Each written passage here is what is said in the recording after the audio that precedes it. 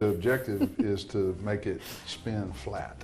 Okay. Okay. That way, when it hits the board, it slides straight up the board. Okay. If it's turned sideways like this, like mine will be, Yeah. it'll hit the board and bounce sideways, and it's harder to play the game that way. So Okay. the objective is to make it spin like that. Well, there you go. Well, as you can see, we're here with Mike Turk, head coach of the football team here at Huntingdon, a legend, Troy legend, and he's obviously from Montgomery, which I just learned today. It's not Montgomery, it's Montgomery. Montgomery. We're working on that. We're working on that. We're playing cornhole, teaching me the ways here, but I'll let you go first. Now, ladies first. Are you sure? All right. Oh, this is going to be embarrassing. All right, here we go. Oh, how embarrassing. Wow. I think I'm in trouble here. I think I've been set up. No, I stepped a little forward. I don't know. That's okay. You Okay, can all do right. that. Yeah, you can do that. Stop. All right, fine. All right, okay, all right. So we're even now, We're see? even. Okay. I have definitely been set up. I have definitely been set up.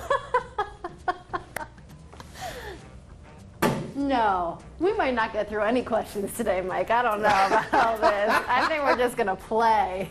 We're just gonna let the viewers watch. Oh, that's a little off. Okay, she gave me an opening. Oh, that was nice. All right, I'll give you that. That was nice. Oh, just not great. Not great.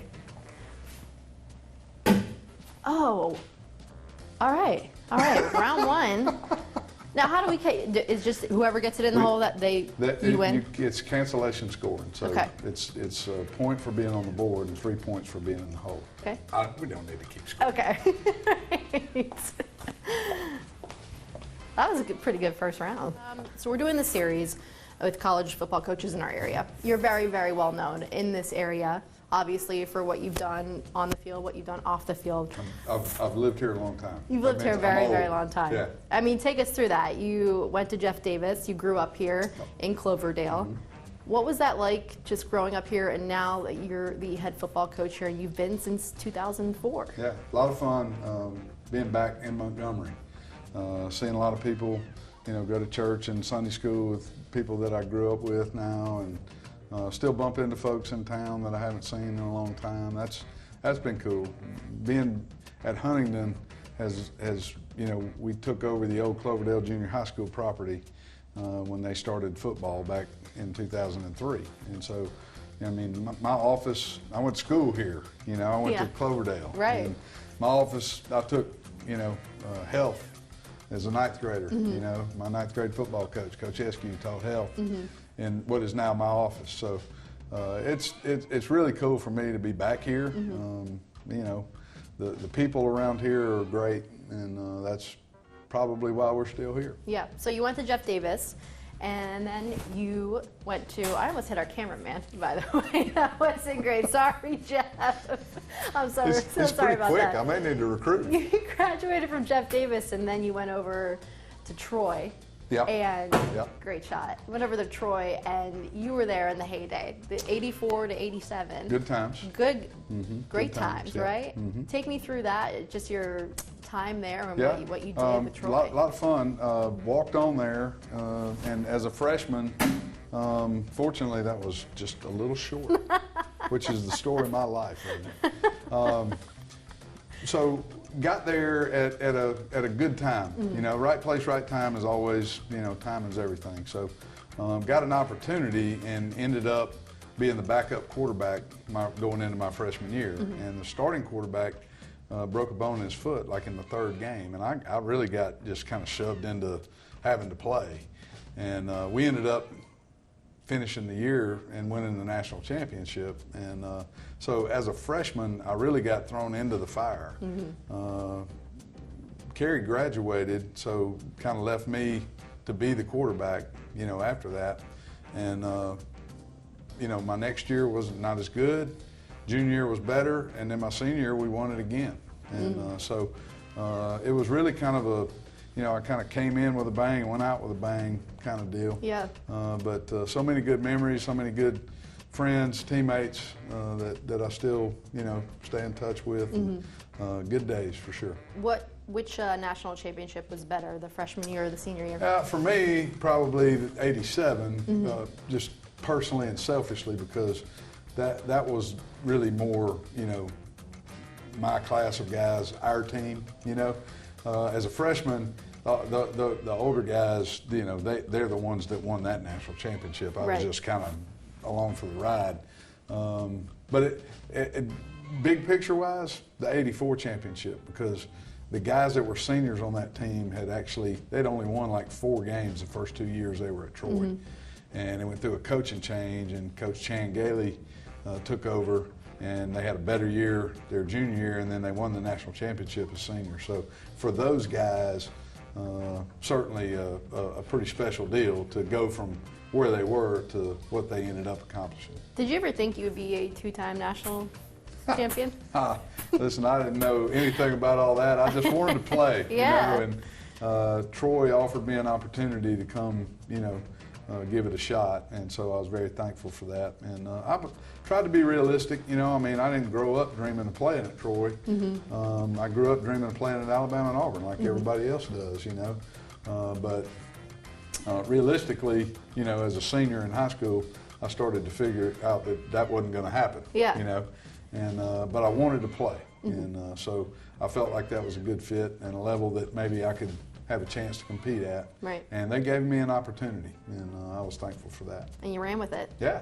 Definitely. It turned out good. Twice you ran with it. Yeah. Go ahead, you can take a shot. Is it my turn? Okay. Yep. All right.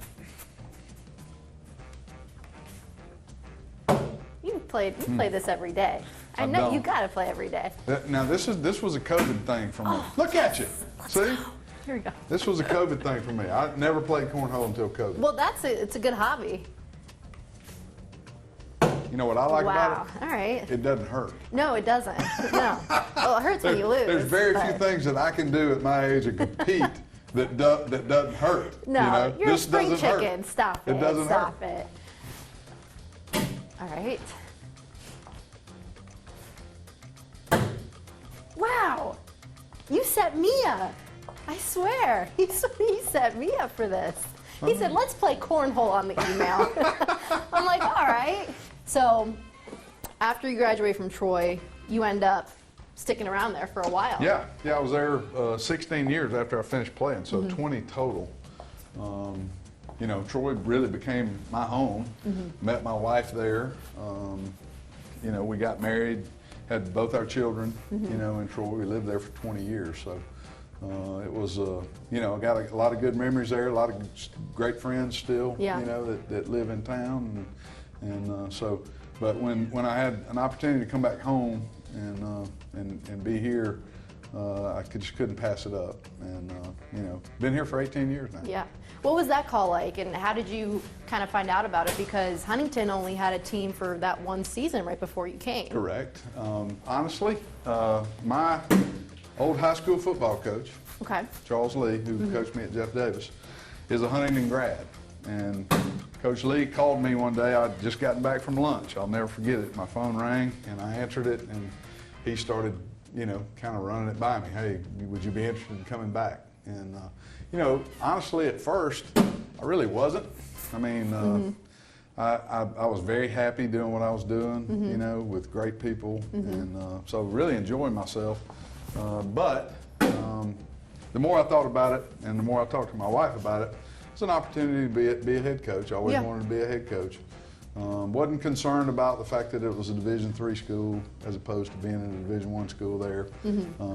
Ball is ball to me, and coaching kids is coaching kids. So we decided to do it, and it's the best thing I ever did, best decision I ever made for sure. Yeah. All right. Speaking of consistency, I mean, you are pretty consistent with this. Concentrating here. Here we go. All right. So I went for it. Yeah, you did. That's fine. But speaking of consistency with this game, because you are pretty consistent, your program has been too for 18 years. And how do you go about keeping that consistency? Well, the winning consistency, really. Any college football coach will tell you that that's all about recruiting. And you know, we have got to have good players. We got to have the right kind of people. We got to have what we call Huntingdon people, because this, you know, Huntingdon's not for everybody. This environment, this level is not for everybody. So being able to do a good job of evaluating on the front end and figuring out those that, you know, this guy is really a good prospect for us. The more of those kind of guys we can get, the better off we seem to be. And you know, that's really what it boils down to is having the ability to get those guys to come to school here. Right. And you know, it's a family deal. You know, we get the moms and dads involved because obviously they're the ones that are going to be paying the bill and all that. And the kid's got to have a burning desire to play college football, but he's got to be willing to work hard and all that as well. At the end of the day, we're going to be a family here, right? You know, and so you're going to have two families. You're going to have a football family here, right? And you're going to have a family back home, right? Well, when you think, yeah, and you touched on this, but I'm just not doing well here. When you think of D3, yeah, it's harder to recruit kids here. Why is your program, though, you said family and everything, but why do kids ultimately pick your program? Well, I think we've done a good job of creating what we call a culture here that is healthy, and that's, I think, one of the first things that people recognize when they come here and they're around our coaching staff and around our players is how much we all care about each other. And you know, everyone wants to be a part of that. Most people do, right. You know, and right. so I think the fact that we don't kind of run from that. I mean, that's kind of, we embrace it. That's who we are. So actually, you really distracted me here. That's my game plan. There we go. No. But I think more than anything, I get you now. That they're drawn to that for the most part. You know, I believe that they are, at least. All right. You're killing me, Rosie. That round. Beat me that round. I did pretty well. So let's take a step outside of football. Maybe back to cornhole or something outside of cornhole, because look, I'm getting better at it. Yeah, the less we talk about football, how about that? Here we go. Oh man, all right. I gotta stop talking. Obviously people know you in the area, but if there's one thing that you want people to know about Mike Turk, what is it and why? Well, I don't know. I'm not too hung up on me, to be honest with you. I'm just a regular old guy. I like doing stuff that regular old people do. Yeah. You know, I'm a closet woodworker. You know. Yeah. Try to build something every now and then when the lumber prices aren't too terrible.